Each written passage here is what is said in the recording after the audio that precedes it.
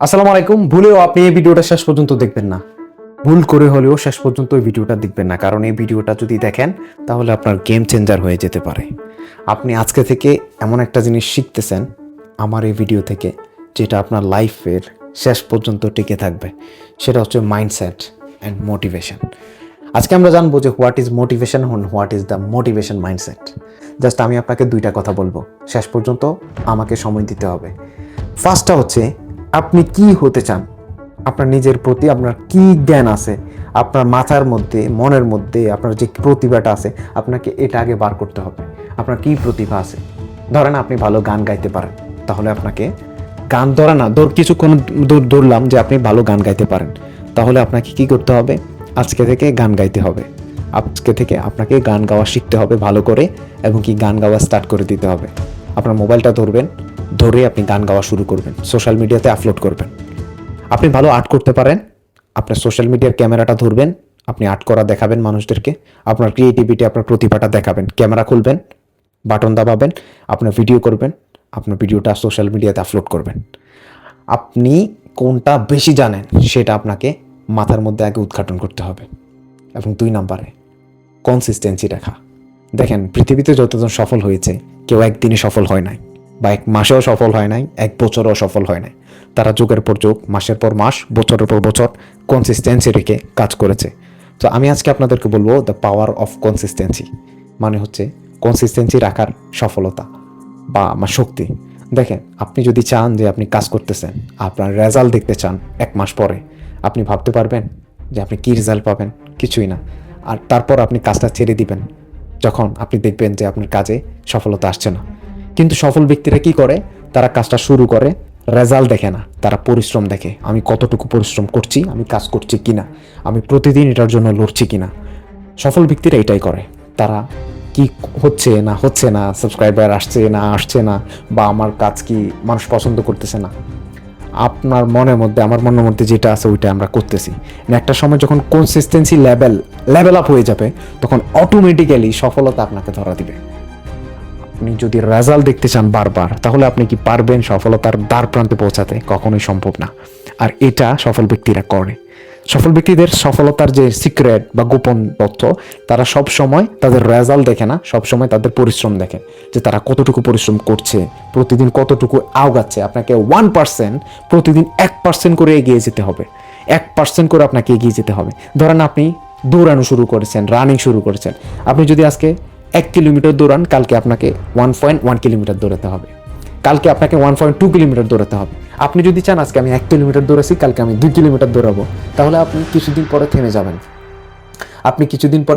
আপনি পারবেন না এগিয়ে যেতে। আপনি যদি চান আজকে আমি 1 কিলোমিটার দৌড়াচ্ছি, কালকে আমি 1.1 কিলোমিটার দৌড়াবো, কালকে আমি 1.2 কিলোমিটার দৌড়াবো, কালকে আমি 1.3 কিলোমিটার। হালকা হালকা করে 1% করে আপনাকে লেভেল আপ করতে হবে। আপনি যদি ভাবেন যে আপনি দৌড়াবেন, আজকে 1 কিলোমিটার দৌড়াবো, কালকে 5 কিলোমিটার দৌড়াবো, বাস, আপনি 1 সপ্তাহ পর, 1 মাস পর আপনি ছেড়ে দিবেন, আর পারবেন না, আপনার দ্বারা হবে না, আপনার শরীর ক্লান্ত হয়ে যাবে। যখনই আপনি কনসিস্টেন্সি এবং লেভেল আপ নিয়ে করবেন, আমি আজকে 1.1 কিলোমিটার দৌড়েছি, কালকে 1.2, তারপর আপনি আস্তে আস্তে 100 দিন পরে আপনি দৌড়াবেন কত কিলোমিটার? আপনি পারবেন, কারণ আপনি হালকা হালকা করে 1% করে এগিয়ে যাচ্ছেন। এটা হচ্ছে 1% রুল। এটা অনেকেই জানে না। সো আমি অনেকগুলা বই পড়েছি, অনেকগুলা বই পড়ে বা অনেকগুলা আর্টিকেল আমি ঘাটাঘাটি করছি সফল ব্যক্তিদের। তারা বলছে যে আমরা প্রতিদিন 1% করে লেভেল আপ করেছি, মানে হচ্ছে 1% করে পারফেকশন করেছি।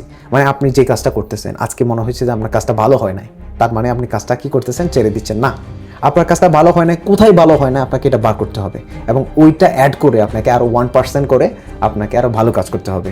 আপনি ধরেন একটা গান গাইতেছেন, আপনার গান গাওয়ার দেখে আপনি সোশ্যাল মিডিয়াতে আপলোড করছেন। যখন আপনার কমেন্ট আসবে যে আপনার গানে কোথায় ভুল হচ্ছে, মানুষ আপনাকে কমেন্ট করবে যে ভাই তোমার গানের গলাটা সুন্দর না, তোমার গানের এই জায়গায় সুরটা তোমার সুন্দর হয় নাই, আমার কাছে খুব বাজে লেগেছে। বাস এইটাই হচ্ছে তোমার সফলতার চাবিকাঠি। তখন তুমি বুঝতে পারবে তোমার কোথায় ভুল হচ্ছে, তোমার কোথায় টান দিতে হবে, তোমার কোথায় স্লো করতে হবে, কোথায় স্পিড করতে হবে, তখন তুমি শিখে যাবে। সোশ্যাল মিডিয়ার পাওয়ারই হচ্ছে এটা। আপনার ভুল, আপনাকে মানুষ গালি দিবে, অনেক কিছু বলবে, বাট আপনি এটা থেকে শিখতে পারবেন যে আপনার কোথায় ভুল হচ্ছে। যেই মানুষগুলো আপনাকে কমেন্টে গালিগালাজ করবে বা কমেন্টে আপনার ভুল ধরিয়ে দিবে, মনে রাখবেন তারা হচ্ছে আপনার শিক্ষক। অ্যান্ড তারাই আপনাকে রুলসটা শিখাচ্ছে, নিয়মটা শিখাচ্ছে, আপনাকে কোথায় আপগ্রেড করতে হবে, কোথায় আপনাকে 1% কারেকশন করতে হবে এবং কোথায় আপনাকে 1% পারফেকশন করতে হবে, কোথায় আপনাকে 1% লেভেল আপ করতে হবে।